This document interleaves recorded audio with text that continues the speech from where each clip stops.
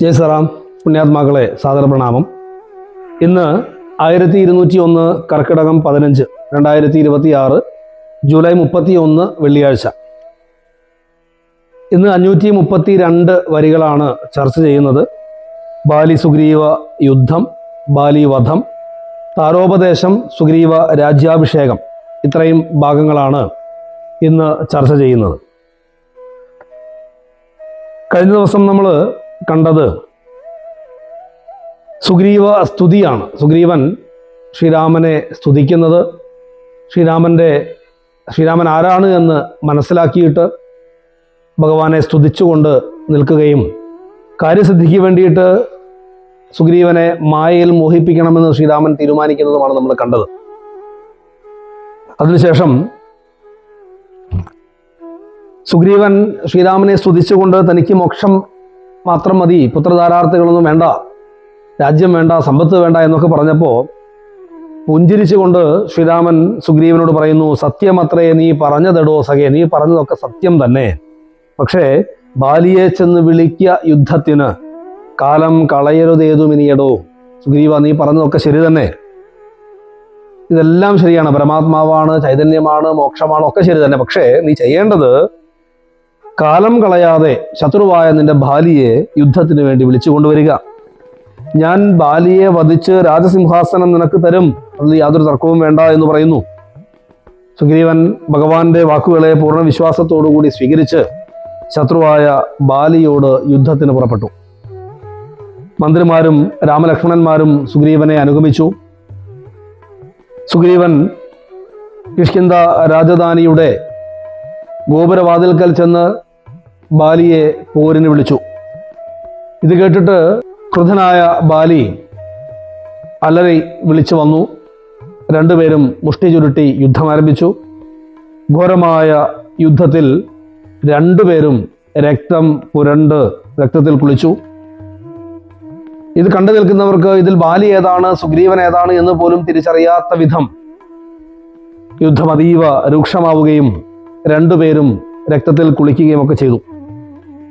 ബാലി ഏതാണ്, സുഗ്രീവൻ ഏതാണ് എന്ന് തിരിച്ചറിയാൻ സാധിക്കാത്തത് കൊണ്ട് ഭഗവാന് അസ്ത്രം പ്രയോഗിക്കാൻ സാധിച്ചില്ല, സംശയിച്ചു നിന്നു. ആ സമയത്ത് ബാലിയുടെ മുഷ്ടിപ്രഹരങ്ങളേറ്റ് രക്തം ഛർദ്ദിച്ചുകൊണ്ട് സുഗ്രീവൻ ഭയന്ന് പിന്തിരിഞ്ഞോടി. ബാലി വിജയിച്ചുകൊണ്ട് തൻ്റെ രാജധാനിയിലേക്ക് പോവുകയും ചെയ്തു.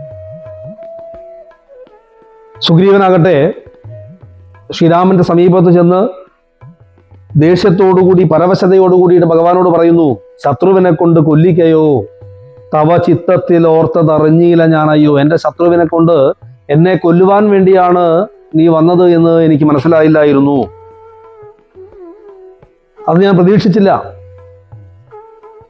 ഞാൻ അങ്ങയാൽ വധിക്കപ്പെടേണ്ടവനാണെങ്കിൽ, അഥവാ അങ്ങേക്ക് എന്നെ കൊല്ലണമെന്നുണ്ടായിരുന്നെങ്കിൽ അങ്ങേക്ക് തന്നെ അത് ചെയ്തുകൂടായിരുന്നോ? എന്തിനാണ് എൻ്റെ ശത്രുവിനെ കൊണ്ടങ്ങ് കൊല്ലിക്കുവാൻ വേണ്ടിയിട്ട് തീരുമാനിച്ചത്? ഞാൻ അങ്ങ് പറഞ്ഞ സത്യം വിശ്വസിച്ചതാണ് എനിക്ക് പറ്റിയ തെറ്റ് എന്നെല്ലാം പറഞ്ഞു. ഇതെല്ലാം കേട്ടിട്ട് സുഗ്രീവന്റെ ദയനീയ അവസ്ഥ മനസ്സിലാക്കിയ രാമൻ സുഗ്രീവനോട് പറയുന്നു, സുഗ്രീവനെ മാറോട് ചേർത്തുകൊണ്ട് പറയുകയാണ്, സുഹൃത്തേ, അല്ലയോ സഖേ, നീ ഒട്ടും ഭയപ്പെടേണ്ട, ദുഃഖിക്കരുത്. യുദ്ധം മുറുകിയപ്പോൾ രണ്ടുപേരും ഒരേപോലെ രക്തം അണിഞ്ഞു നിന്നപ്പോൾ അതിൽ സുഗ്രീവൻ ഏതാണ്, ബാലി ഏതാണ് എന്ന് തിരിച്ചറിയാത്തത് കൊണ്ട് ആ സമയത്ത് ഞാൻ അസ്ത്രം പ്രയോഗിച്ചാൽ തൻ്റെ സുഹൃത്തിന് ആപത്ത് സംഭവിക്കുമോ എന്ന് വിചാരിച്ചിട്ടാണ് ഞാൻ ആ സമയത്ത് അസ്ത്രപ്രയോഗം ചെയ്യാതിരുന്നത്. അതുകൊണ്ട് ഇനി അങ്ങനെ സംഭവിക്കാതിരിക്കാൻ ഞാൻ നിനക്ക് ഒരടയാളം തരാം എന്ന് പറഞ്ഞിട്ട് സുഗ്രീവനോട് എന്ന് പറഞ്ഞിട്ട് ശ്രീരാമൻ ലക്ഷ്മണനോട് പറയുന്നു, സുഗ്രീവന്റെ കഴുത്തിൽ ഒരു പൂമാല ബന്ധിപ്പിക്കാൻ വേണ്ടി പറയുന്നു. സുഗ്രീവനോട് രാമൻ പറയുന്നു, നീ ധൈര്യമായിട്ട് ബാലിയെ യുദ്ധത്തിന് വിളിച്ചുകൊള്ളൂ, അവൻ മരണപ്പെട്ടു എന്ന് തന്നെ നീ ഉറപ്പിച്ചുകൊള്ളൂ എന്ന് പറയുകയും ലക്ഷ്മണൻ ഒരു മാല സുഗ്രീവന്റെ കഴുത്തിൽ ബന്ധിക്കുകയും പൂമാല അണിയിച്ച് സുഗ്രീവനെ യുദ്ധത്തിന് പറഞ്ഞയക്കുകയും ചെയ്തു. വൃതാരിപുത്രനെ യുദ്ധത്തിനായിക്കൊണ്ട് മിത്രാത്മജൻ വിളിച്ചിടിനാൻ. പിന്നെയും വീണ്ടും സുഗ്രീവൻ പോയിട്ട് ഭാര്യയെ യുദ്ധത്തിന് വേണ്ടി വെല്ലുവിളിച്ചു. ഗോപുര വാതിൽക്കലിൽ വീണ്ടും സുഗ്രീവൻ വന്ന് യുദ്ധത്തിന് വേണ്ടി വിളിക്കുന്നത് കേട്ടപ്പോൾ അത്ഭുതത്തോടു കൂടിയിട്ടാണ് ബാലി ഇപ്രകാരം നോക്കുന്നത്. കാരണം ഇപ്പോൾ ഭയന്ന് പിന്തിരിഞ്ഞു പോയവനാണ്. വീണ്ടും വന്ന് തന്നെ യുദ്ധത്തിന് വിളിക്കുന്ന കാഴ്ച കണ്ടപ്പോൾ അത്ഭുതത്തോടു കൂടിയിട്ട് ബാലി വീണ്ടും യുദ്ധത്തിന് തയ്യാറെടുത്തു. ആ സമയത്ത് ബാലിയുടെ പത്നി താര കരഞ്ഞുകൊണ്ട് ബാലിയെ തടുക്കുകയാണ്. പ്രാണനാഥ, അങ്ങ് ചിന്തിക്കാതെ രണ്ടാമതും യുദ്ധത്തിന് പോകരുത്. കാരണം യുദ്ധത്തിൽ പരാജയപ്പെട്ട് പിന്തിരിഞ്ഞു പോയ സുഗ്രീവൻ അല്പസമയം കൊണ്ട് വീണ്ടും തിരിച്ച് വന്ന് അങ്ങയെ യുദ്ധത്തിന് വിളിക്കണമെങ്കിൽ സുഗ്രീവന്റെ പുറകിൽ ശക്തനായിട്ടുള്ള ഒരു ബന്ധു സുഗ്രീവനുണ്ട് എന്ന് തന്നെയാണ് എനിക്ക് തോന്നുന്നത്. അല്ലാതെ സുഗ്രീവൻ വീണ്ടും വന്നിങ്ങനെ യുദ്ധത്തിന് വെല്ലുവിളിക്കാൻ സാധ്യതയില്ല. ഇത് കേട്ട് ബാലി പൗരുഷത്തോടു കൂടി പറയുകയാണ്, ഹേ താരേ, ഭയപ്പെടേണ്ട കാര്യമില്ല. എന്നെ തടയരുത്. എനിക്ക് യുദ്ധത്തിന് പോകാൻ അനുവാദം നൽകൂ. സുഗ്രീവൻ ആരാണ് ബന്ധുവായിട്ടുള്ളത്? എന്നോട് ശത്രുതയുണ്ടാകാൻ ഇവിടെ ആർക്കും കാര്യവുമില്ല. ആരും എനിക്ക് ശത്രുക്കളുമില്ല. സുഗ്രീവൻ ആരും ബന്ധുക്കളുമില്ല. ഇനി അഥവാ സുഗ്രീവൻ ആരെങ്കിലും ബന്ധുക്കളായിട്ട് വന്നിട്ടുണ്ടെങ്കിൽ അവർ എൻ്റെ കൈകൊണ്ട് മരിക്കപ്പെടേണ്ടവരും കൂടിയാണ്. ശത്രുവായിട്ടുള്ള ഒരാള് പുറത്ത് വന്നിട്ട് ഗോപുരദ്വാരത്തിൽ വന്നിട്ട് യുദ്ധത്തിന് വെല്ലുവിളിക്കുമ്പോൾ ആ യുദ്ധത്തിന് പോകാതെ വാതിലടച്ച് അകത്തിരിക്കുന്നവൻ ഭീരുവാണ്. അതുകൊണ്ട് ശത്രുവിനെ വധിച്ച് എത്രയും വേഗം ഞാൻ തിരിച്ചു വരും എന്ന് താരയോട് ബാലി പറയുന്നു. നീ ധൈര്യമായിട്ട് ഇരിക്കൂ എന്ന് പറയുന്നു. അത് കേട്ടപ്പോൾ താര ബാലിയോട് പറയുകയാണ്, വീരശിഖാമണെ, കേട്ടാലുമെങ്കിൽ നീ കാനനത്തിങ്കൽ നായാട്ടിനു പോയതു താനേ മമ സുതൻ അങ്കദൻ. എൻ്റെ മകൻ അങ്കദൻ നായാട്ടിന് വേണ്ടിയിട്ട് വനത്തിൽ പോയ സമയത്ത് ഒരു രഹസ്യ വാർത്ത അറിഞ്ഞ് എന്നോട് വന്ന് പറഞ്ഞിട്ടുണ്ട്. അത് കേട്ടിട്ട് അങ്ങ് തീരുമാനിച്ചുകൊള്ളൂ.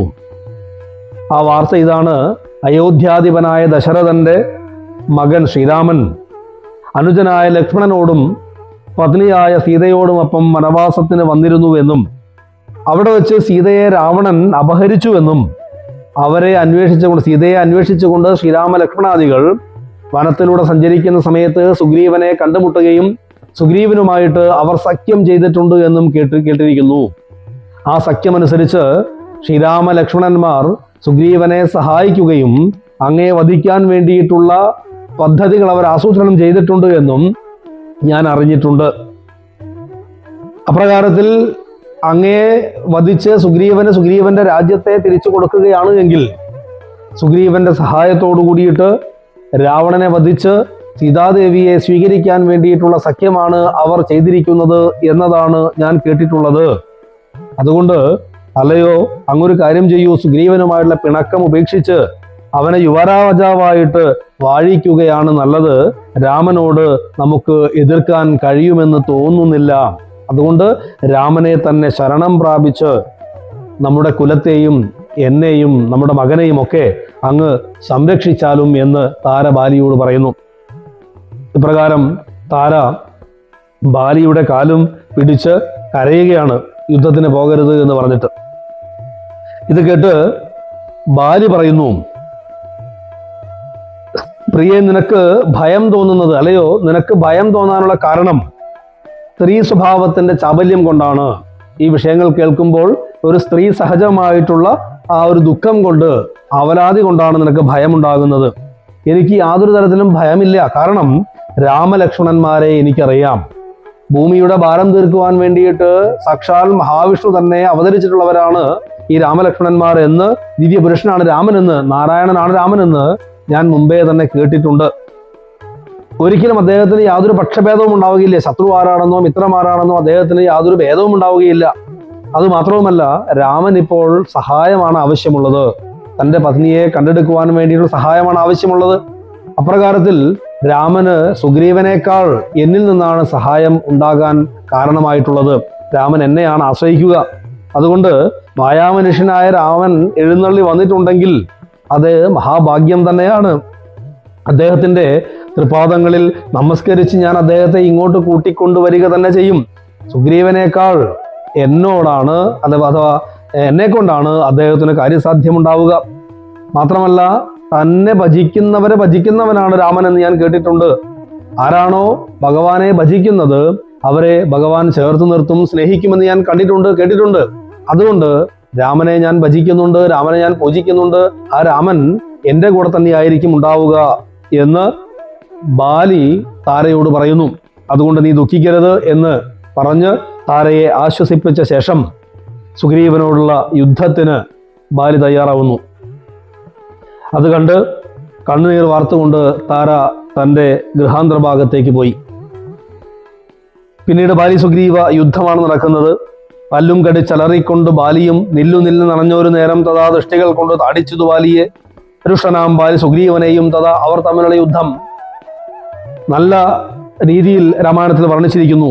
മുഷ്ടി ചുരുട്ടി പ്രഹരിച്ചിരിക്കവേ കെട്ടിയും കാൽകൈ പരസ്പരം താടനം തട്ടിയും മുട്ടുകൊണ്ടും തല തങ്ങളിൽ കൊട്ടിയും ഏറ്റം പിടിച്ചും കടിച്ചും അങ്ങ് ഉറ്റത്തിൽ വീണും പുരണ്ടും തുടങ്ങി ആ യുദ്ധരംഗം കൃത്യമായിട്ട് രാമായണം നമുക്ക് മുമ്പിൽ രാമായണം ഒരു ചിത്രമായിട്ട് തന്നെ വരച്ച് കാണിച്ചു തരുന്നു. ചാടിപ്പതിക്കയും കൂടെ കുതിക്കയും, രണ്ടു സമുദ്രങ്ങൾ തമ്മിൽ പെരും പോലെയും, രണ്ടു ശൈലങ്ങൾ തമ്മിൽ പെരും പോലെയും, രണ്ട് സമുദ്രങ്ങൾ തമ്മിൽ യുദ്ധം ചെയ്യുന്നത് പോലെ, രണ്ടു പർവ്വതങ്ങൾ തമ്മിൽ യുദ്ധം ചെയ്യുന്നത് പോലെ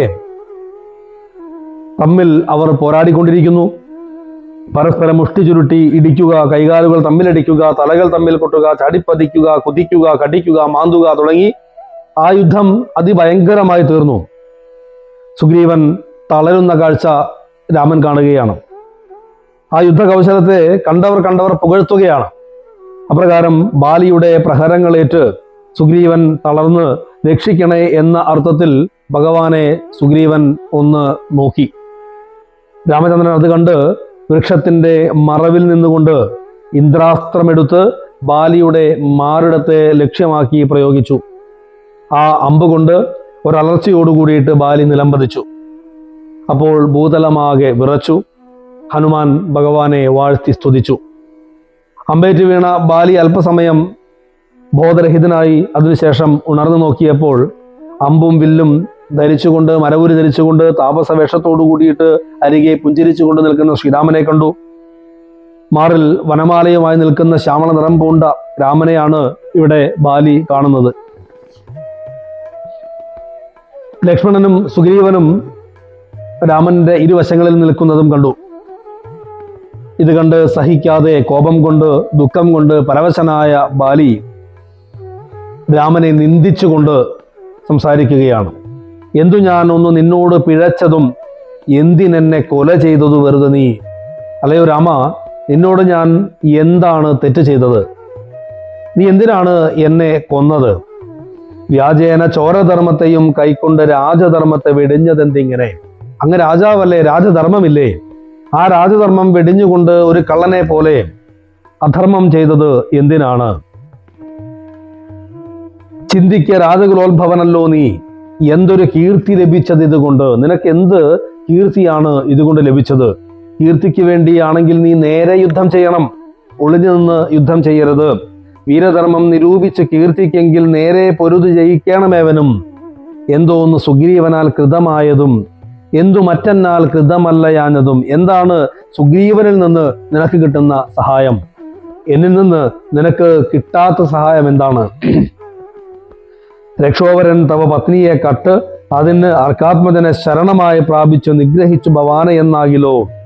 രാക്ഷസൻ അഥവാ രാവണൻ നിന്റെ ഭാര്യയെ മോഷ്ടിച്ചു കൊണ്ടുപോയതിന് സഹായമായിട്ടാണ് നീ സുഗ്രീവന്റെ കൂടെ കൂടിയിട്ട് എന്നെ വധിച്ചത് എങ്കിൽ എന്റെ കൈക്കരുത്ത് ആർക്കാണ് രാമ ഈ ലോകത്തറിയാത്തത്? രാവണനെ ഞാൻ ത്രികൂട പർവ്വതത്തോടുകൂടി പൊക്കിയെടുത്ത് നിന്റെ കാൽ മുമ്പിൽ കൊണ്ടുവച്ചിരുന്നേനെ. നിന്റെ കാൽക്കൽ ഞാൻ വെച്ച് വണങ്ങുമായിരുന്നു. കഷ്ടം നിനക്ക് ഇത് തോന്നിയത്. സജ്ജനങ്ങൾ നിന്നെ ധർമ്മിഷ്ഠൻ എന്നാണല്ലോ പറയുന്നത്. കാട്ടാളനെ പോലെ മറഞ്ഞു നിന്ന് ഒരു വാനരനെ അമ്പെയ്ത് കൊന്നതുകൊണ്ട് എന്ത് ധർമ്മമാണ് നിനക്ക് ലഭിച്ചത്? ഇനി ഭക്ഷിക്കാനാണെങ്കിൽ വാനര മാംസം ഭക്ഷ്യയോഗ്യം പോലുമല്ല. അല്ലയോ രാജാവേ, നിനക്ക് എന്താണ് ഇങ്ങനെ തോന്നാനുള്ള കാരണം? ഇപ്രകാരത്തിൽ വളരെ വളരെ ക്രൂരമായ ഭാഷയിൽ, നിന്ദ്യമായ ഭാഷയിൽ രാമനെ ബാലി അവഹേളിക്കുകയാണ്. രാമനോട് ബാലി സംസാരിക്കുകയാണ്. ബാലി പറഞ്ഞ പരിഭവ വാക്കുകൾ കേട്ടിട്ട് ഭഗവാൻ മറുപടി പറയുന്നു. അല്ലയോ കപീശ്വര, ഞാൻ ധർമ്മ സംരക്ഷണത്തിന് വേണ്ടിയിട്ട് ആയുധവും എടുത്ത് ഈ ലോകം മുഴുവൻ സഞ്ചരിക്കുകയാണ്. എനിക്കാരോടും മത്സരമില്ല. എൻ്റെ ശത്രു അധർമ്മമാണ്. നീ അധർമ്മം പ്രവർത്തിച്ചൊരു പാപിയാണ്. എങ്കിലും നീ എൻ്റെ ഭക്തനായതുകൊണ്ടാണ് നിന്റെ പാപത്തെ നശിപ്പിക്കുവാൻ വേണ്ടി, ധർമ്മത്തെ സംരക്ഷിക്കുവാൻ വേണ്ടി ഞാൻ തന്നെ നിന്നെ വധിച്ചത്. മായാമോഹത്തിൽ നീ എന്നെ മനസ്സിലാക്കിയിട്ടില്ല. ധർമ്മത്തെ രക്ഷിക്കുന്ന രാജാക്കന്മാർക്ക് പാപികളെ നിഗ്രഹിക്കാതെ നിവൃത്തിയില്ല. കാരണം ധർമ്മ സംരക്ഷണം എന്നുള്ളതാണ് എൻ്റെ ധർമ്മം, എൻ്റെ ചുമതല. മകൾ, സഹോദരി, സഹോദരന്റെ ഭാര്യ, പുത്രന്റെ ഭാര്യ, പെറ്റമ്മ, ഇവരെ ഒരേപോലെ ആദരിക്കണമെന്നാണ് വേദവിധി. എന്നാൽ ഇവിടെ മോഹം കൊണ്ട് ഇവരിൽ ആരെയെങ്കിലും പരിഗ്രഹിച്ചാൽ അവൻ മഹാപാപിയാണ്. നീയാകട്ടെ സഹോദരന്റെ ഭാര്യയെ പരിഗ്രഹിച്ചിട്ടുണ്ട്. അതിൻ്റെ ഫലമാണ് നിന്നെ ഞാൻ വധിച്ചത്. ആചാരശുദ്ധി ലോകത്തിൽ നിലനിർത്തുന്നതിനായിട്ട് രാജാക്കന്മാർ ഈ ലോകം ചുറ്റി സഞ്ചരിക്കുമെന്നുള്ളത് പതിവാണ്. അവരോട് ഇങ്ങനെ നിന്ദ്യമായിട്ടുള്ള വാക്കുകൾ പറയുന്നത് പാപം വർദ്ധിക്കുവാനേ ഉപകരിക്കൂ. അതുകൊണ്ട് നീ എന്നെ മനസ്സിലാക്കിയാലും ഞാൻ പറയുന്ന കാര്യങ്ങൾ ഉൾക്കൊണ്ടാലും എന്ന് രാമൻ ബാലിയോട് പറയുന്നു. ഇത്തമരുൾ ചെയ്തതൊക്കെ കേട്ട് ചിത്തവിശുദ്ധി ഭവിച്ചു കവീന്ദ്രനും. രാമന്റെ ഈ വാക്കുകൾ കേട്ടപ്പോൾ ചിത്തത്തിന് അഥവാ മനസ്സിന് വിശുദ്ധി ഉണ്ടായ ബാലി രാമനോട് പറയുന്നു, രാമൻ നാരായണനാണ് എന്ന് മനസ്സിലാക്കിയിട്ട് തൻ്റെ താമസഭാവമെല്ലാം ഉപേക്ഷിച്ചിട്ട് ബാലി രാമനോട് പറയുന്നു, മമാപരാധം ക്ഷമിക്കണമേ, എൻ്റെ തെറ്റ് അല്ലയോ രാമ അങ്ങ് പുറത്താലും. ശ്രീരാമ രാമ രാമ മഹാഭാഗ രാഘവ നാരായണൻ നിൻ തിരുവടി നിർണയം ഞാൻ അറിയാതെ പറഞ്ഞതെല്ലാം തവ മാനസേ കാരുണ്യമോടും ക്ഷമിക്കണം. ഞാൻ അറിയാതെ പറഞ്ഞു പോയ കാര്യങ്ങളൊക്കെ അല്ലയോ രാമ അങ്ങനോട് ക്ഷമിച്ചാലും. നിൻ തിരുമേനിയും കണ്ടുകണ്ടാശു നിൻ അന്തികെ താവകമായ ശരമേറ്റ് ഉപേക്ഷിപ്പതിന് യോഗം വന്നവനാണ് ഞാൻ. നിന്നെ കണ്ടുകൊണ്ട് നിന്റെ കയ്യിൽ നിന്ന് എൻ്റെ പ്രാണനെ ഉപേക്ഷിക്കാനുള്ള ഭാഗ്യം സിദ്ധിച്ച ആളാണ് എന്ന് എനിക്ക് മനസ്സിലായി. എൻ്റെ അപരാധങ്ങളൊക്കെ പുറത്താലും. ഞാൻ അറിയാതെ ചിലതൊക്കെ പറഞ്ഞുപോയി. അങ്ങ് സാക്ഷാൽ ശ്രീ നാരായണൻ തന്നെയാണ്. അങ്ങയുടെ ദർശനം മഹായോഗികൾക്ക് പോലും ലഭിക്കാത്തതാണ്. മരണസമയത്ത് അങ്ങയുടെ നാമം ഉച്ചരിക്കുന്നവർക്ക് പോലും മോക്ഷം ലഭിക്കുമെന്നിരിക്കെ ഈ തിരുമേനി കണ്ട് മരിക്കാനിടയായ എൻ്റെ ഭാഗ്യം മറ്റാർക്കാണ് ലഭിച്ചിട്ടുള്ളത്? രാവണ നിഗ്രഹത്തിനായിട്ട് ലക്ഷ്മി ദേവിയായ സീതയോടുകൂടി അവതരിച്ചിരിക്കുന്ന ശ്രീ നാരായണനാണ് നിൻ തിരുവടിയെന്ന് ഞാൻ അറിഞ്ഞിട്ടുണ്ട്, മുമ്പേ അറിഞ്ഞതാണ്. ഭഗവത് പദം പ്രാപിക്കാൻ തുടങ്ങുന്ന എന്നെ അലയോ രാമ നീ അനുഗ്രഹിച്ചാലും എന്നെ പോലെ ബലവാനായ എൻ്റെ മകൻ അംഗദനിൽ അങ്ങയുടെ കാരുണ്യമുണ്ടാകണം. സുഗ്രീവനെ പോലെ അംഗദനെയും അങ്ങ് ഒരാശ്രിതനായിട്ട് കൂടെ ചേർക്കണം, അവനെയും കരുതണം. അവിടുത്തെ തൃക്കൈ കൊണ്ട് തന്നെ ഈ അമ്പ് ഊരിയെടുത്ത് എൻ്റെ ദേഹം തൊട്ടു തലോടിയാലും എന്ന് പറഞ്ഞുകൊണ്ട് ഭക്തനായ ബാലി രാമനെ കൂപ്പിത്തൊഴുത് കിടക്കുന്നു.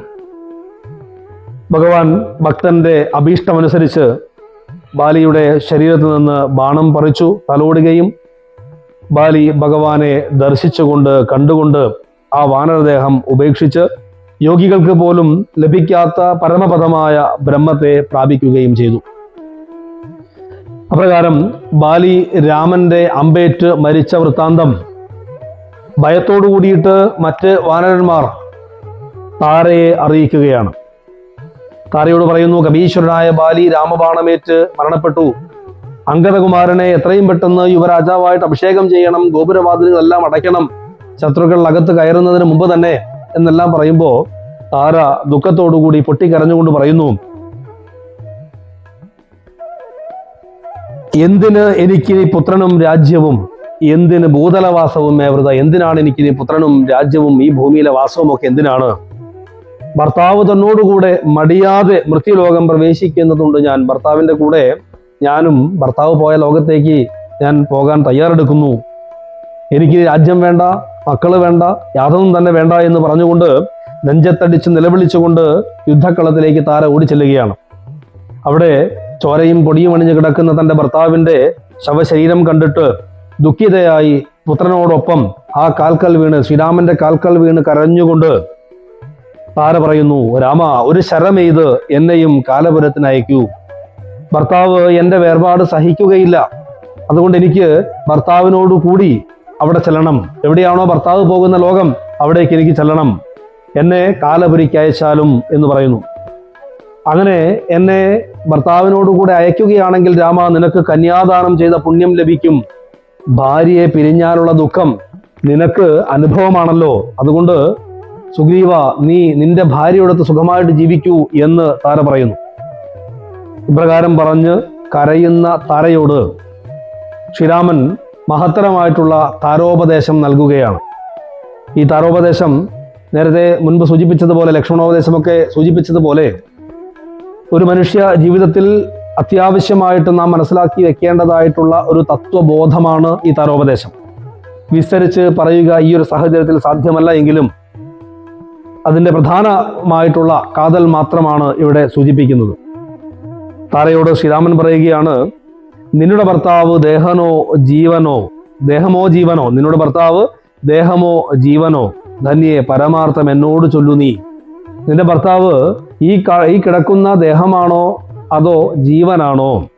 പഞ്ചഭൂതാത്മകം ദേഹമേറ്റം ജഡം സഞ്ചിതം ത്വഗ്മാംസ രക്താസ്ഥി കൊണ്ടടോ. പഞ്ചഭൂതങ്ങൾ കൊണ്ട് നിർമ്മിക്കപ്പെട്ടിരിക്കുന്ന ഈ ശരീരം അത് ത്വക്ക്, മാംസം, രക്തം, എല്ല് തുടങ്ങിയിട്ടുള്ള വസ്തുക്കൾ കൊണ്ട് ചേർന്നിരിക്കുന്ന ഒരു തടിക്കഷ്ണം പോലെയാണ്. അതിനെ ചലിപ്പിച്ചുകൊണ്ട് സ്ഥിതി ചെയ്യുന്ന ജീവനാണ് നിന്റെ ഭർത്താവെങ്കിൽ നീ കരയരുത്. ശ്രദ്ധിക്കണം, ഈ കിടക്കുന്ന ശരീരമാണ് നിന്റെ ഭർത്താവെങ്കിൽ നിന്റെ ഇഷ്ടം പോലെ ചെയ്യുക. അതല്ല, ഇതിനെല്ലാം ചലിപ്പിച്ചിരുന്ന ജീവനാണ് നിന്റെ ഭർത്താവെങ്കിൽ നീ കരയരുത്. അതിനിപ്പോഴും നാശം സംഭവിച്ചിട്ടില്ല. ആ ശരീരത്തെ ചലിപ്പിച്ചിരുന്ന ആത്മാവിന് ഇപ്പോഴും നാശം സംഭവിച്ചിട്ടില്ല. അതിനെ ആർക്കും നശിപ്പിക്കുവാൻ സാധ്യവുമല്ല. ജനന മരണാദി വികാരങ്ങളൊന്നുമേ തന്നെ മുൻപേ സൂചിപ്പിച്ചതുപോലെ ഷഡ്ഭാവ ഭേദ വികാരങ്ങളൊന്നുമേ ഇല്ലാത്ത ആത്മചൈതന്യമാണ് ജീവൻ. അതിന് സ്ത്രീയെന്നോ പുരുഷനെന്നോ നപുംസകമെന്നോ ലിംഗഭേദങ്ങളില്ല. തണുപ്പ്, ചൂട് തുടങ്ങിയിട്ടുള്ള അവസ്ഥാഭേദങ്ങളൊന്നും തന്നെ ആത്മാവിനില്ല. ആകാശം പോലെ അത് എല്ലായിടത്തും വ്യാപിച്ചു നിൽക്കുന്നതും എന്നാൽ ഒന്നിനോടും പറ്റാത്തതും ഒന്നിനോടും ചേരാത്തതുമായിട്ടുള്ള ശുദ്ധമായിട്ടുള്ള നിത്യസ്വരൂപമായിട്ട് അത് ശോഭിക്കുന്നതാണ് ആത്മാവ്. ആ ആത്മാവിനെ കുറിച്ച് ആലോചിച്ചിട്ട് അല്ലയോ താരെ, നീ എന്തിനാണ് ദുഃഖിക്കുന്നത് എന്ന് ചോദിക്കുന്നു. അമൃത തുല്യമായ ഈ വാക്കുകൾ കേട്ടപ്പോൾ താര ഭഗവാനോട് ചോദിക്കുകയാണ്, സ്വാമിൻ, അങ്ങനെയെങ്കിൽ ദേഹം ചലനമില്ലാത്ത തടി പോലെയാണ് എന്ന് അങ്ങ് പറഞ്ഞുവല്ലോ. ഞാൻ ആനന്ദ സ്വരൂപനും നിത്യവുമായ പരമാത്മാവാണ് ജീവനെന്നും അങ്ങ് പറഞ്ഞുവല്ലോ. അങ്ങനെയെങ്കിൽ ദുഃഖസുഖാദികളുടെ അനുഭവം, ദുഃഖത്തിന്റെയും സുഖത്തിന്റെയും അനുഭവം അത് ദേഹത്തിനാണോ ജീവനാണോ എന്നുള്ള പരമാർത്ഥം അങ്ങ് പറഞ്ഞാലും എന്ന് താര ശ്രീരാമനോട് പറയുന്നു. താരയുടെ ചോദ്യത്തിന് മറുപടിയായിട്ട് ശ്രീരാമൻ പറയുകയാണ്, ധന്യേ, വളരെ വളരെ രഹസ്യമായിട്ടുള്ള ഒരു ആത്മതത്വമാണത്. അത് ഞാൻ നിനക്ക് ഉപദേശിക്കാം. ഈ ദേഹം എന്നത് ഇന്ദ്രിയം, അഹങ്കാരം ഇവ നിമിത്തമുള്ള ഭേദഭാവന, അത് ആത്മാവിന് എത്ര കാലമുണ്ടോ, ദേഹം കൊണ്ടുള്ള ആ ഭാവം എത്ര കാലം ആത്മാവിനുണ്ടോ അത്രയും കാലം ആത്മാവ് ഈ സംസാരത്തിൽ പെട്ടുഴലുന്നു. അതായത് ഈ ദേഹം എന്നുള്ള ബോധത്തോടു കൂടിയിട്ട് എത്ര കാലമാണോ ആത്മാവ് ദേഹത്തോട് ചേർന്ന് നിൽക്കുന്നത് അത്രയും കാലം ആത്മാവ് ഈ സംസാരത്തിൽ, ഈ ലോകഗ്രഹത്തിൽ, ഈ ലോകസംഗ്രഹമായിട്ടുള്ള വിഷയങ്ങളിലൊക്കെ പെട്ട് ഉഴലുകയാണ് ചെയ്യുന്നത്. അജ്ഞാനം ആത്മപ്രകാശത്തെ മറഞ്ഞിരിക്കുന്നത് കൊണ്ടാണ്, അറിവില്ലായ്മ ഈ ആത്മാവിനെ മറഞ്ഞിരിക്കുന്നത് കൊണ്ടാണ് ആ ബന്ധം ഉണ്ടാകുന്നത്. എന്നാൽ എപ്പോഴാണോ ആത്മജ്ഞാനം ഉണ്ടാകുന്നത് അപ്പോൾ ഈ വേദനകളെല്ലാം തന്നെ ഇല്ലാതായി തീരുകയും ചെയ്യും. ശുദ്ധമായ കണ്ണാടി രക്തത്തിൻ്റെയോ മഷിയുടെയോ സാന്നിധ്യത്തിൽ എപ്രകാരമാണോ അതേ നിറത്തിലേക്ക് ഈ ശുദ്ധമായ കണ്ണാടി മാറുന്നത്, അതേപോലെ ഈ ലോകത്തുള്ള വിഷയങ്ങളിൽ നമ്മുടെ ആത്മാവിനെ മറഞ്ഞിരിക്കുന്ന അജ്ഞാനം കൊണ്ട് ആത്മാവും അതിൽ ബന്ധിതനാകുന്നു. എന്നാൽ ആ രക്താദികളോട് സ്ഫടികത്തിന് യാതൊരു ബന്ധവുമില്ല. ആ സ്ഫടികത്തിൽ രക്തത്തിന് യാതൊരു ബന്ധവുമില്ല. എപ്പോഴാണോ ആ രക്തം കഴുകിക്കളയുന്നത് അല്ലെങ്കിൽ അതിൽ നിന്ന് മാറ്റുന്നത് അപ്പോൾ സ്ഫടികമായിട്ട് തന്നെ നിൽക്കും. അതേ പ്രകാരം മനസ്സിന്റെ ഭാവങ്ങളിൽ നിന്ന് എപ്രകാരമാണോ ഇതിനെല്ലാം ഒഴിവാക്കുന്നത് അപ്പോൾ ആത്മാവ് ശുദ്ധമായിട്ട് തന്നെ നിൽക്കുകയും ചെയ്യും എന്നുള്ള ഉപദേശം ഇവിടെ താരയ്ക്ക് നൽകുന്നു. നേരത്തെ സൂചിപ്പിച്ചതുപോലെ ബൃഹത്തായിട്ടുള്ള ഒരു ആത്മ തത്വമാണിത്. വിശദമായിട്ട് തന്നെ ചിന്തിക്കേണ്ട ഒരു വിഷയമാണ്. ഇവിടെ നമ്മൾ അതിൻ്റെ മുകളിലൂടെ പറഞ്ഞു പോകുന്നതെന്ന് മാത്രമേ ഉള്ളൂ. എന്തായാലും അപ്രകാരം ശ്രീരാമൻ താരയ്ക്ക് ഉപദേശം കൊടുക്കുന്നു. താരയോട് ശ്രീരാമൻ പറയുകയാണ്, സാത്വികം, രാജസം, താമസം എന്നുള്ള കർമ്മങ്ങൾ, ആ 3 അവസ്ഥയിൽ സാത്വിക, രാജസ, താമസ ഗുണങ്ങളിൽ ബന്ധിച്ചുകൊണ്ടുള്ള പ്രവൃത്തികൾ പ്രളയാന്തം വരെ ആത്മാവിനെ ബന്ധിച്ചുകൊണ്ട് നിൽക്കും. പ്രളയകാലത്തിൽ അനാദിയായിട്ടുള്ള അവിദ്യയിൽ നിന്ന് നിർവികാരാവസ്ഥയിലേക്ക് അത് മാറുന്നു. മാത്രമല്ല പ്രകൃതിയിൽ ലയിച്ച് ഇത് അടങ്ങുകയും ചെയ്യും. ജീവൻ ജനനമരണ ചക്രത്തിൽ ചുറ്റിത്തിരിഞ്ഞ് താഴോട്ടും മേലോട്ടും ഒരു ഗഡീയന്ത്രം പോലെ പോയിക്കൊണ്ടിരിക്കുന്നു. ജീവൻ ജനനമരണ ചക്രത്തിൽപ്പെട്ട് താഴോട്ടും മേലോട്ടും ഒരു ഗഡീയന്ത്രം പോലെ, ഗഡീയന്ത്രം എന്നാൽ വെള്ളം കോരുന്ന കപ്പി, ആ വെള്ളം കോരുന്ന ഒരു കപ്പിയെ പോലെ താഴേക്കും മുകളിലേക്കും ജീവന്റെ ഗതി അനുസരിച്ച് അത് മാറി മറിഞ്ഞുകൊണ്ടേയിരിക്കുന്നു. മായാബലം കൊണ്ട് ജീവൻ മുക്തനാവാതെ കഴിയുകയും ചെയ്യും. എന്നിൽ ഭക്തിയുള്ള പുണ്യവാന്മാർക്ക്, രാമനിൽ ഭക്തിയുള്ള പുണ്യവാന്മാർക്ക് എപ്പോഴാണോ സജ്ജന സംഘം ഉണ്ടാകുന്നത്, എപ്പോഴാണോ സജ്ജനങ്ങളുമായിട്ട് ഒരു കൂടിച്ചേരൽ ഉണ്ടാകുന്നത്, അവരുടെ ബുദ്ധി ആ സജ്ജനങ്ങളിൽ നിന്ന് വികാസം പ്രാപിക്കുമ്പോൾ തീർച്ചയായിട്ടും അവർ എന്നെ നിരന്തരം ധ്യാനിക്കും, അവർ എൻ്റെ കഥകൾ കേൾക്കും, അപ്രകാരം എൻ്റെ നാമങ്ങൾ ജപിക്കും. അപ്രകാരം നാമം ജപിച്ച് എൻ്റെ കഥകൾ കേട്ടുകൊണ്ട് എൻ്റെ തത്വത്തെ ഗ്രഹിച്ചുകൊണ്ട് ഗുരു ഉപദേശം കൊണ്ട്, ഗുരുപ്രസാദം കൊണ്ട് തത്വമസി തുടങ്ങിയിട്ടുള്ള മഹാവാക്യങ്ങളുടെ അർത്ഥത്തെ മനസ്സിലാക്കുകയും എന്താണ് ആത്മതത്വം എന്ന ബോധമുണ്ടാവുകയും ആത്മാവ് എന്താണ് എന്നും ദേഹം എന്താണ് എന്നും മനസ്സെന്താണ് എന്നും ഇന്ദ്രിയങ്ങൾ എന്താണ് എന്നും ജീവൻ എന്താണ് എന്നും ഞാൻ ആരാണ് എന്നുമുള്ള തത്വത്തിലേക്ക് ചിന്തിക്കുവാനുള്ള ബുദ്ധി ഒരു വ്യക്തിയിൽ ഉണ്ടാവുകയും ചെയ്യും. അപ്രകാരമുള്ള ജ്ഞാനം എപ്പോൾ അവനിൽ ഉദിക്കുന്നുവോ അതിലൂടെ അവൻ മുക്തിയെ പ്രാപിക്കുകയും ചെയ്യും. നിർഭേദനാണ്, നിർഗുണനാണ് തുടങ്ങിയിട്ടുള്ള പരമാർത്ഥ ബോധം എപ്പോഴാണോ ഒരു വ്യക്തിയുടെ മനസ്സിൽ ഉദിക്കുന്നത് ആ വ്യക്തിക്ക് സംസാര ദുഃഖം ഉണ്ടാവുകയില്ല.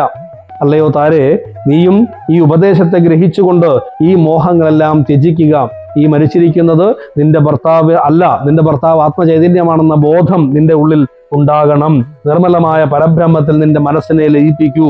കഴിഞ്ഞ ജന്മത്തിൽ നിനക്ക് എന്നിൽ അളവറ്റ ഭക്തി ഉണ്ടായിരുന്നു, അതുകൊണ്ടാണ് ഇപ്പോൾ എൻ്റെ രൂപം നിനക്ക് കാണുവാൻ തന്നെ സാധ്യമായത്. അതുകൊണ്ട് താരെ, ഈ രൂപത്തെ നീ ധ്യാനിക്കുകയും എൻ്റെ ഉപദേശങ്ങളെ മറക്കാതിരിക്കുകയും ചെയ്താൽ നിനക്ക് മോക്ഷം ലഭിക്കുക തന്നെ ചെയ്യും എന്ന് താരയോട് ശ്രീരാമൻ ഉപദേശിക്കുന്നു. ഭഗവാന്റെ ഉപദേശത്തിൽ താര ആനന്ദപരവശയായി തീർന്നു. മായാമോഹങ്ങളെല്ലാം മനസ്സിൽ നിന്ന് ഒഴിഞ്ഞു. ദേഹാഭിമാനം കൊണ്ടുണ്ടായ ദുഃഖം ശമിച്ചു. ആത്മബോധം മനസ്സിൽ പ്രകാശിച്ചു. അപ്രകാരത്തിൽ രാമഭക്തയായിട്ട്, പരമഭക്തയായ മുക്തിപദത്തിന് അധികാരിണിയായിട്ട് താര മാറി. ഈ ഉപദേശങ്ങളെല്ലാം കേട്ടുകൊണ്ട് അടുത്തു നിന്ന സുഗ്രീവനും മനസ്സിലെ വ്യാകുലതകളെല്ലാം നീങ്ങി സന്തുഷ്ടനായി. മനസ്സിന്റെ മായാമോഹങ്ങൾ നിശേഷം അകന്ന് അവർ സ്വസ്ഥരായിട്ട് തീർന്നു. ആ സമയത്ത് ഭഗവാൻ സുഗ്രീവനെ നോക്കിയിട്ട് പറയുന്നു, അല്ലയോ വാനര രാജ, ബാലിയുടെ പുത്രനായ അംഗദനെ മുൻനിർത്തിക്കൊണ്ട് നീ ബാലിയുടെ സംസ്കാരാദി കർമ്മങ്ങൾ പുണ്യാഹം തളിച്ച് കുളിക്കുന്നത് വരെയുള്ള എല്ലാ ക്രിയകളും പൂർത്തിയാക്കേണ്ടതുണ്ട്. ഇവിടെ ബാലി രാമനോട് പറഞ്ഞൊരു കാര്യമുണ്ട്.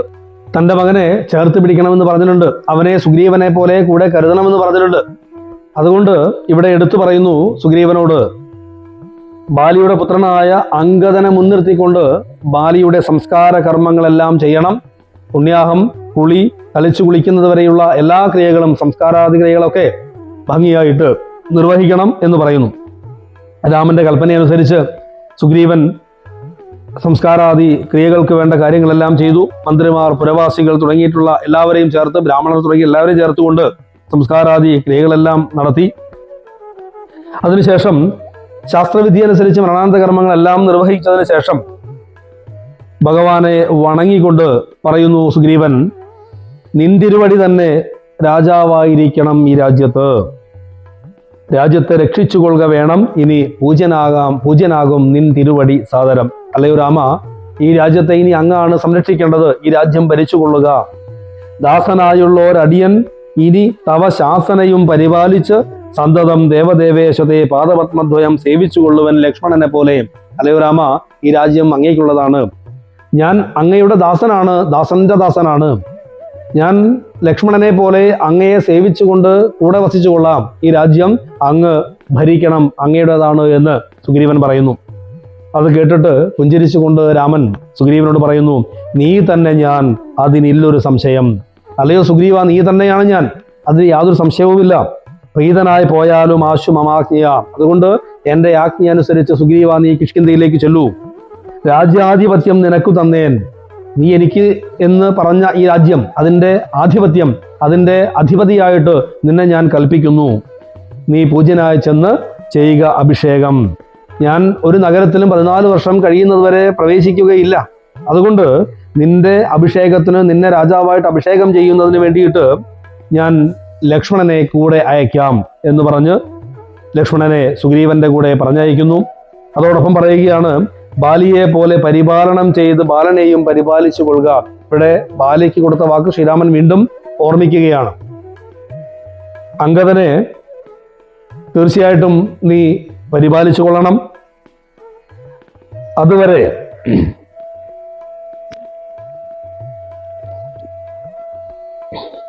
സൗമിത്രി ചെയ്യും അഭിഷേകം. ആദരാൽ ലക്ഷ്മണൻ നിനക്ക് വേണ്ട അഭിഷേകങ്ങൾ ചെയ്യുമെന്ന് പറഞ്ഞതിന് ശേഷം പറയുന്നു, സാമർഥ്യമുള്ള കുമാരനെ പിന്നെ നീ യൗവരാജ്യാർത്ഥം അഭിഷേചയ പ്രഭു. നീ അവിടെ ലക്ഷ്മണനാൽ അഭിഷിക്തനായതിനു ശേഷം യുവരാജാവായിട്ട് അംഗദനെ അഭിഷേകം ചെയ്യണം. ബാലിയെ പോലെ പരിപാലനം ചെയ്യണം. സമർത്ഥനായ അംഗദകുമാരനെ യുവരാജാവായിട്ട് അഭിഷേകം ചെയ്യണം. രാജ്യം സർവവും നിന്റെ അധീനതയിലായിരിക്കും. ബാലിയെ പോലെ പ്രജാപരിപാലനം ചെയ്ത് സുഖമായി നീ വസിക്കണം എന്ന് ശ്രീരാമൻ സുഗ്രീവനോട് പറയുന്നു. അതിനുശേഷം പറയുന്നു, 4 മാസക്കാലം ഞാൻ ഈ പർവ്വത ശിഖരത്തിൽ വസിക്കും. അദ്രിശിഖരെ വസിക്കുന്നതുണ്ട് ഞാൻ.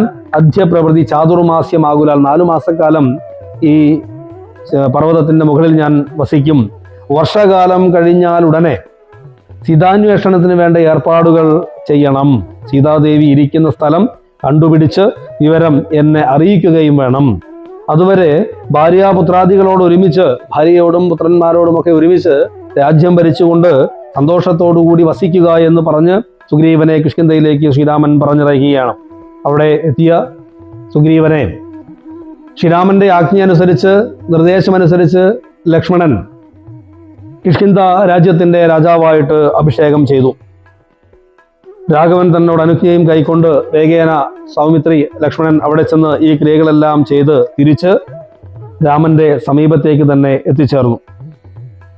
ഭഗവാൻ ലക്ഷ്മണനോട് ചേർന്ന് പ്രവർഷണം എന്ന പർവ്വതത്തിലേക്ക് പ്രവേശിച്ചു. അതിൻ്റെ ഏറ്റവും ഉയർന്ന കൊടുമുടിയിൽ കയറി നോക്കിയ സമയത്ത് സ്ഫടികത്തിന്റെ പ്രകാശമുള്ള രീതിയിൽ മനോഹരമായിട്ടുള്ള ഒരു ഗുഹ കാണാൻ സാധിച്ചു. ആ ഗുഹയിൽ കാറ്റും മഞ്ഞും മഴയും കടക്കില്ല എന്ന് മനസ്സിലായി. മധുര ഫലങ്ങളും അതുപോലെ കായ്കനികളുമൊക്കെ ലഭിക്കുന്ന ഇടമാണെന്ന് മനസ്സിലായി. അതുകൊണ്ട് ഈ വർഷക്കാലം കഴിയുന്നത് വരെയുള്ള 4 മാസക്കാലം ലക്ഷ്മണനോടൊപ്പം അവിടെ താമസിക്കുവാൻ വേണ്ടി ശ്രീരാമൻ നിശ്ചയിച്ചു. അതിൻ്റെ അടിസ്ഥാനത്തിൽ അവരവിടെ വസിക്കുകയും ജ്ഞാനികളായിട്ടുള്ള സിദ്ധ യോഗീശ്വരന്മാർ ശ്രീരാമനെ സേവിക്കുന്നതിന് വേണ്ടിയിട്ട് പക്ഷികളുടെയും മൃഗങ്ങളുടെയും രൂപം ധരിച്ച് ഭഗവാനെ സേവിച്ചു എന്നും പറയുന്നു. അങ്ങനെ അവിടെയുള്ള സകല ചരാചരങ്ങളിലും ഭഗവത് സാന്നിധ്യം ഉണ്ടാവുകയും ഭഗവാന്റെ ആ തപസ് അവിടെ മംഗളകരമായിട്ട് നടക്കുകയും അവിടെയുള്ള എല്ലാവരും പക്ഷി മൃഗാദികളും വൃക്ഷലതാദികളുമൊക്കെ സുഖത്തോടുകൂടി വസിക്കുകയും ചെയ്തു.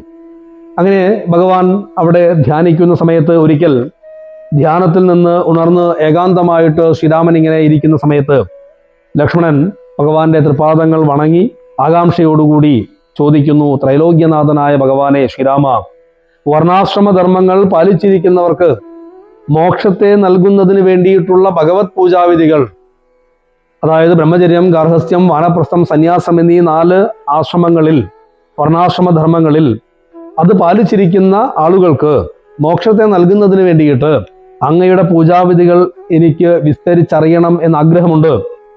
നിന്തിരുവടി അത് അരുളി ചെയ്താൽ അത് ലോകത്തിന് മുഴുവൻ ഉപകാരമായിട്ട് ഭവിക്കും.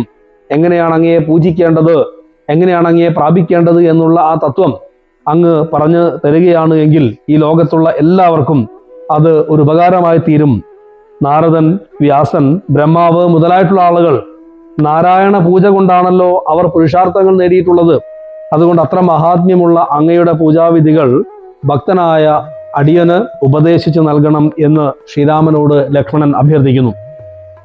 ലക്ഷ്മണന്റെ അഭ്യർത്ഥനയെ മാനിച്ച് ഭഗവാൻ ക്രിയാമാർഗ ഉപദേശം നൽകുന്നതാണ് തുടർന്നുള്ള ഭാഗം. ഇവിടെ ശ്രീരാമനോട് ആ പൂജാവിധികളെക്കുറിച്ച് പറഞ്ഞു നൽകണം എന്ന് പറയുന്നിടത്താണ് ഇന്നത്തെ പാഠ്യഭാഗം സമാപിക്കുന്നത്. നേരത്തെ സൂചിപ്പിച്ചതുപോലെ ബാലി സുഗ്രീവ യുദ്ധം തുടങ്ങി സുഗ്രീവ രാജ്യാഭിഷേകം വരെയും ലക്ഷ്മണൻ പൂജാവിധികൾ ചോദിക്കുന്നവരെയുമുള്ള ഭാഗമാണ് ഇന്നത്തെ പാഠ്യഭാഗമായിട്ട് നമ്മൾ കണ്ടിട്ടുള്ളത്.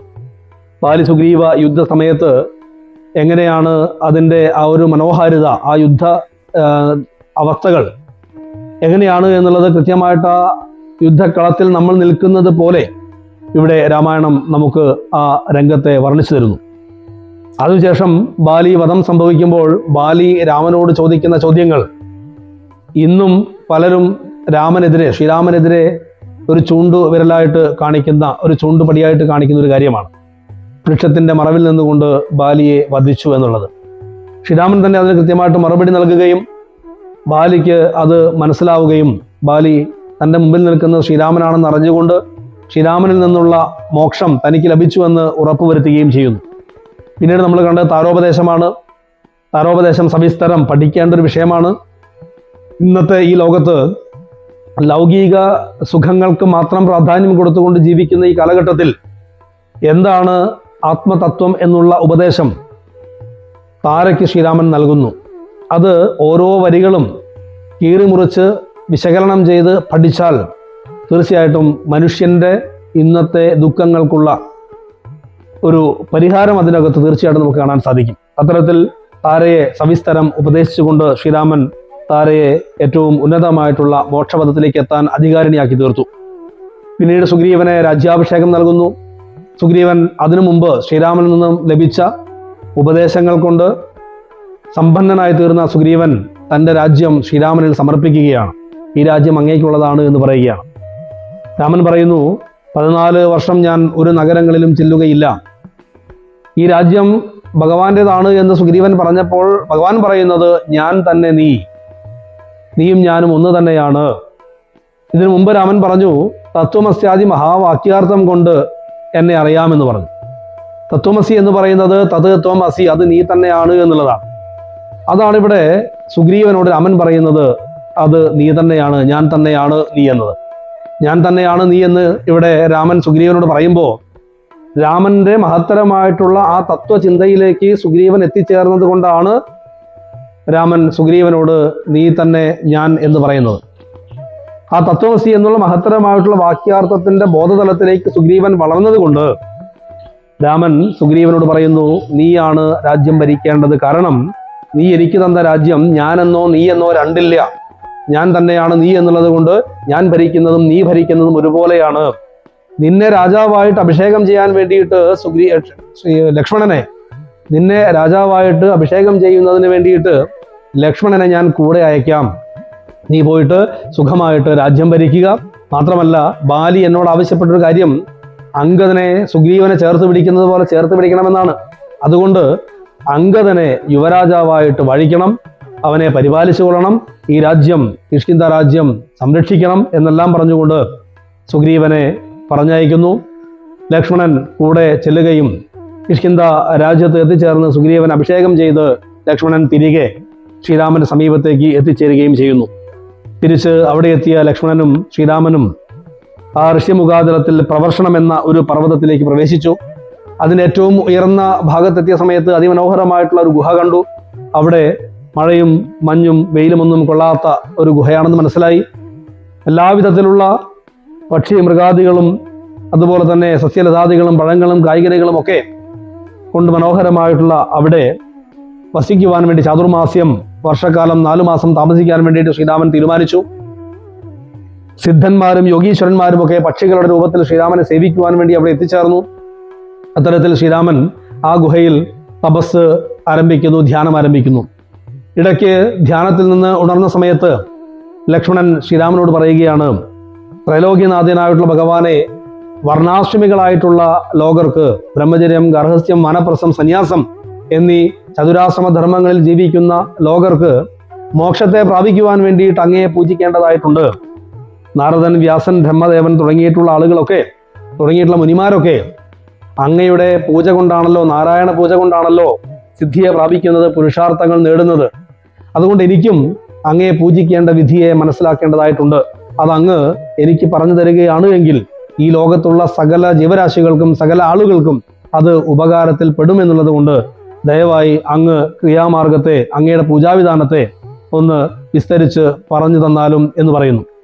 ഇത്രയുമാണ്. അതോടുകൂടിയിട്ടാണ് ഇന്നത്തെ ഈ പാഠ്യഭാഗം നമ്മൾ സമർപ്പിക്കുന്നത്. ഇവിടെ മഹത്തരമായുള്ള തത്വവിചാരം ഈ ഒരു പാഠ്യഭാഗത്തിൽ നമുക്ക് നൽകുന്നുണ്ട്. അത് ബാലിയെ വധിച്ച സമയത്ത് ബാലിയോട് ശ്രീരാമൻ നൽകുന്ന ഉപദേശമായിക്കൊള്ളട്ടെ, താരയോട് ശ്രീരാമൻ നൽകുന്ന ഉപദേശമായിക്കൊള്ളട്ടെ, സുഗ്രീവ സ്തുതിക്ക് ശേഷം സുഗ്രീവനോട് ശ്രീരാമൻ നൽകുന്ന ഉപദേശമായിക്കൊള്ളട്ടെ, ഈ 3 ഉപദേശങ്ങളും നമ്മുടെ ജീവിതത്തിൻ്റെ ഓരോ ഭാഗങ്ങളെയും സ്പർശിച്ചുകൊണ്ട് അതിൻ്റെ തത്വത്തെ ഉൾക്കൊണ്ടുകൊണ്ട് മുന്നോട്ട് ജീവിക്കുവാനുള്ള കരുത്ത് നമുക്കുണ്ടായാൽ തീർച്ചയായിട്ടും അതായിരിക്കും ഗുരുവനുഗ്രഹം എന്ന് മാത്രം സങ്കല്പിച്ചുകൊണ്ട് ആ ഉപദേശങ്ങളെല്ലാം നമ്മുടെ ജീവിതത്തിന്റെ ഭാഗമാക്കുവാൻ നമുക്ക് സാധിക്കട്ടെ. അതിന് ഗുരുപരമ്പര നമ്മെ അനുഗ്രഹിക്കട്ടെ എന്ന് മാത്രം പ്രാർത്ഥിച്ചുകൊണ്ട് ഇന്നത്തെ പാഠ്യഭാഗം ഗുരുപാദങ്ങളിൽ സമർപ്പിക്കാം. ജയ സീതാറാം. മംഗളം കൗസലേന്ദ്രായ മഹനീയ ഗുണാത്മനേ ചക്രവർത്തി തനുജായ സർവഭൗമായ മംഗളം. ഓം ശ്രീ ഹനുമത്സേവിത സീതാരാമചന്ദ്ര ഭഗവാൻ കീ ജയ.